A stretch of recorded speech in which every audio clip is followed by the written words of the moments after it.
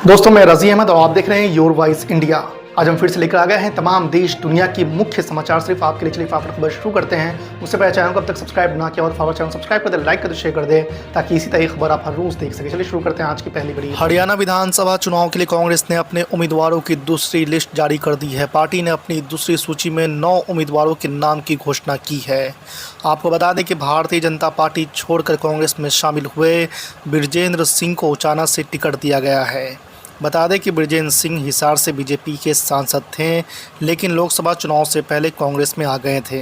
अब उन्हें विधानसभा चुनाव में टिकट दिया गया है। पहलवान से नेता बनी विनेश फोगाट ने ओलंपिक 2024 में पदक न जीत पाने को लेकर बड़ा बयान दिया है। उन्होंने कहा है कि जो लोग पेरिस ओलंपिक में उनकी हार में खुश हुए, उन पर देशद्रोह का मुकदमा चलना चाहिए, क्योंकि इससे देश का अपमान हुआ है। आपको बता दें कि इंडिया टुडे टीवी से बातचीत में विनेश ने ये बात कही है। उन्होंने कहा है कि बीते 1.5 साल में ऐसे बयान आ रहे हैं, ये उनकी मानसिकता को दिखाता है। जम्मू कश्मीर की धरती से रक्षा मंत्री राजनाथ सिंह ने पाकिस्तान को सीधा संदेश दिया है। उन्होंने कहा है कि पाकिस्तान जिस दिन जम्मू कश्मीर में आतंकवाद फैलाना बंद कर देगा, हम उससे बातचीत करने के लिए तैयार हो जाएंगे।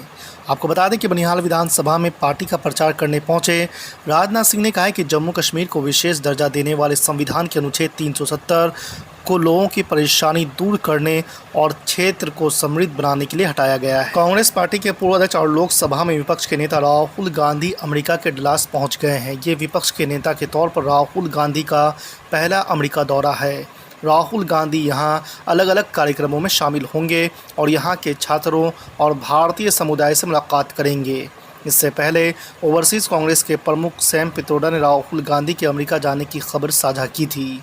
राहुल गांधी डलास के बाद 9 सितंबर को टेक्सास और 10 सितंबर को वाशिंगटन डीसी का भी दौरा करेंगे। जम्मू कश्मीर में इस महीने विधानसभा चुनाव होने हैं। इससे पहले राजनीतिक गलियारों में आरोप प्रत्यारोप का दौर जारी है।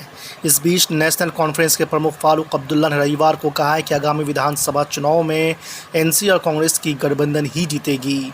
फारूक अब्दुल्ला ने अमित शाह के कल के बयान पर पलटवार करते हुए कहा कि यह गठबंधन जम्मू कश्मीर को राज्य का दर्जा दिलवा कर रहेगा। टीएमसी के राज्यसभा सांसद जवाहर सरकार ने रविवार को कोलकाता के आरजीकर मेडिकल कॉलेज में जूनियर डॉक्टर के साथ दुष्कर्म और हत्या के मामले में बंगाल सरकार के रवैये के विरोध में इस्तीफा दे दिया है। रविवार को उन्होंने पश्चिम बंगाल के मुख्यमंत्री और टीएमसी प्रमुख ममता बनर्जी को चिट्ठी लिखकर अपना इस्तीफा सौंप दिया है। इस चिट्ठी में जवाहर सरकार ने अपनी ही पार्टी के कुछ खास लोगों पर दबंग रवैया अपनाने का आरोप लगाया है। देश में पहला मंकी पॉक्स का संगीन मामला सामने आया है। मरीज एक युवक है जिसने हाल ही में एम पॉक्स से जूझ रहे देश से यात्रा की है। युवक को अस्पताल में भर्ती करवाया गया है, जहां उसे आइसोलेशन में रखा गया है। आपको बता दें कि WHO ने एम पॉक्स को ग्लोबल हेल्थ इमरजेंसी घोषित किया है। जेडीयू के राष्ट्रीय प्रवक्ता राजीव रंजन प्रसाद ने कहा है कि विपक्ष के नेता तेजस्वी यादव सत्ता जाने के गम से बाहर निकल नहीं सके हैं। उनकी पार्टी राजद,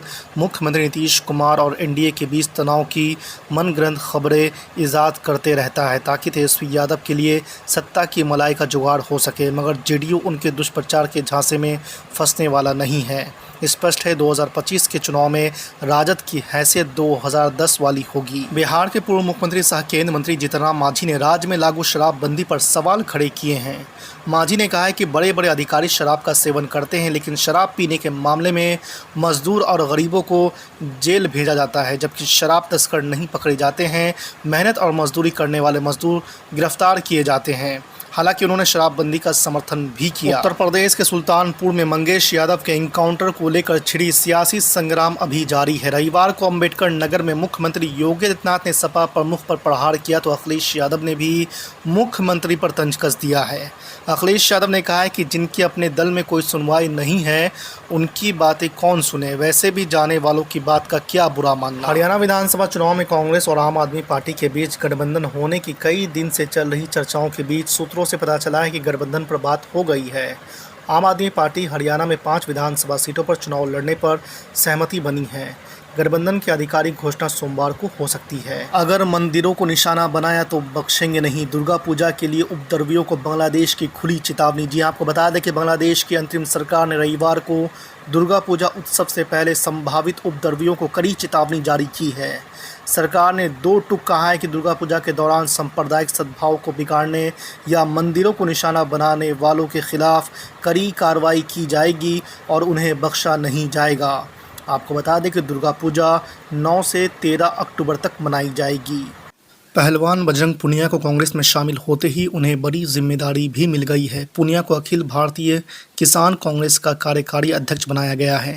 पार्टी की ओर से इसे लेकर शुक्रवार रात एक लेटर जारी किया गया है। इसमें कहा गया है कि कांग्रेस अध्यक्ष ने बजरंग पुनिया को अखिल भारतीय किसान कांग्रेस का कार्यकारी अध्यक्ष नियुक्त करने के प्रस्ताव को तत्काल प्रभाव से मंजूरी दे दी है। जम्मू कश्मीर के पूर्व मुख्यमंत्री उमर अब्दुल्ला ने अफजल गुरु पर बयान देकर राजनीतिक गलियारों में एक नया विवाद खड़ा कर दिया है। शुक्रवार को ANI से बात करते हुए अब्दुल्ला ने कहा कि अफजल गुरु की फांसी का उद्देश्य कभी पूरा नहीं हुआ। उन्होंने कहा कि अगर गुरु की फांसी के लिए जम्मू कश्मीर सरकार की मंजूरी की ज़रूरत पड़ती तो हमारी सरकार कभी ये मंजूरी नहीं। मणिपुर के बिष्णुपुर जिले में शुक्रवार को संदिग्ध उग्रवादियों ने 2 रॉकेट दागे, जिससे एक व्यक्ति की मौत हो गई और 5 अन्य घायल हो गए। पिछले कुछ दिन में हुए हाईटेक हमलों के बाद इम्फाल घाटी क्षेत्र में तनाव फैल गया है। इससे पहले इस सप्ताह की शुरुआत में इम्फाल पश्चिम ज़िले में 2 स्थानों पर ड्रोन का इस्तेमाल कर लोगों पर बम गिराए गए थे। राज्य में पिछले साल मई से जातीय हिंसा में 200 से अधिक लोग मारे गए और हज़ारों लोग बेघर हुए हैं। महाराष्ट्र में मुख्यमंत्री माझी लाडली बहन योजना को लेकर महायुति में दरार पड़ने लगी है। शिवसेना के एक मंत्री ने इस योजना के विज्ञापनों से मुख्यमंत्री का चेहरा हटाने को लेकर अजित पवार गुट पर नाराजगी जताई है। इसके बाद उप मुख्यमंत्री देवेंद्र फडणवीस ने इसके प्रचार को लेकर SOP का प्रस्ताव रख दिया है।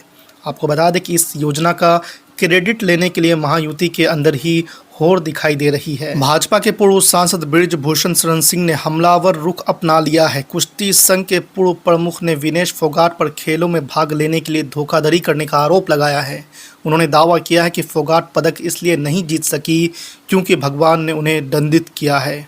आपको बता दें कि बृजभूषण सिंह के खिलाफ फोगाट ने यौन उत्पीड़न के आरोप लगाए थे। केंद्रीय गृह मंत्री अमित शाह ने शनिवार को जम्मू कश्मीर में बीजेपी का चुनावी बिगुल फूंक दिया है। जम्मू में एक रैली को संबोधित करते हुए अमित शाह ने विधानसभा चुनाव के बाद जम्मू कश्मीर को राज्य का दर्जा देने का आश्वासन दिया है। नेशनल कॉन्फ्रेंस कांग्रेस गठबंधन पर निशाना साधते हुए अमित शाह ने आरोप लगाया कि वे जम्मू कश्मीर को एक बार फिर आतंकवाद की आग में झोंकने की कोशिश कर रहे हैं, जबकि सरकार ने केंद्र शासित प्रदेश में आतंकवादी घटनाओं में 70% की कमी ला दी है। इंडिया टुडे के साथ बातचीत करते हुए पुनिया ने बृजभूषण सिंह के हालिया बयान पर जमकर निशाना साधा। बजरंग पुनिया ने कहा कि यह देश के प्रति बृजभूषण सिंह की मानसिकता दिखता है। यह विनेश का पदक नहीं था, ये 140 करोड़ भारतीयों का पदक था और वो उनकी हार पर खुशी मना रहे हैं। उन्होंने आरोप लगाया कि विनेश को अयोग्य ठहराए जाने का जश्न मनाने वाले क्या देशभक्त हैं। बीजेपी के फायर ब्रांड हिंदूवादी लीडर और नरेंद्र मोदी सरकार में कपड़ा मंत्री गिरिराज सिंह ने एक बार फिर से NRC के मुद्दे को उठाया और सियासी हलचल पैदा कर दी है। उन्होंने कहा है कि देश भर में NRC की ज़रूरत है। गिरिराज सिंह ने कांग्रेस नेता राहुल गांधी पर तुष्टीकरण की राजनीति करने का आरोप लगाते हुए उनको नसीहत भी दी है। बिहार के उप मुख्यमंत्री के लिए नामित सरकारी बंगला जल्द खाली होगा। अभी पूर्व डिप्टी CM तेजस्वी यादव इसमें रह रहे हैं। वे जल्द ही ये बंगला खाली कर अपने नए आवास में शिफ्ट हो जाएंगे। राजधानी के देश रत्न मार्ग स्थित ये बंगला मौजूदा डिप्टी CM सम्राट चौधरी को आवंटित किया जा चुका है। भवन निर्माण विभाग के आधिकारिक सूत्रों के अनुसार सम्राट विजयदशमी यानी दशहरे के मौके पर इस घर में प्रवेश करेंगे। IGIMS में पूर्वोत्तर भारत के सबसे बड़े नेत्र अस्पताल का शुक्रवार को केंद्रीय स्वास्थ्य मंत्री JP नड्डा और मुख्यमंत्री नीतीश कुमार ने उद्घाटन किया। साथ ही स्वास्थ्य विभाग की 850 करोड़ रुपए की परियोजनाओं का उद्घाटन और शिलान्यास किया। इस मौके पर मुख्यमंत्री और केंद्र मंत्री ने बिहार में स्वास्थ्य सेवाओं को बेहतर बनाने का भरोसा दिया है। मुख्यमंत्री ने बिहार में 9 जिलों में नए मेडिकल कॉलेज खोलने की घोषणा की तो केंद्र मंत्री ने कहा कि आने वाले दिनों में बिहार मेडिकल हब बनेगा।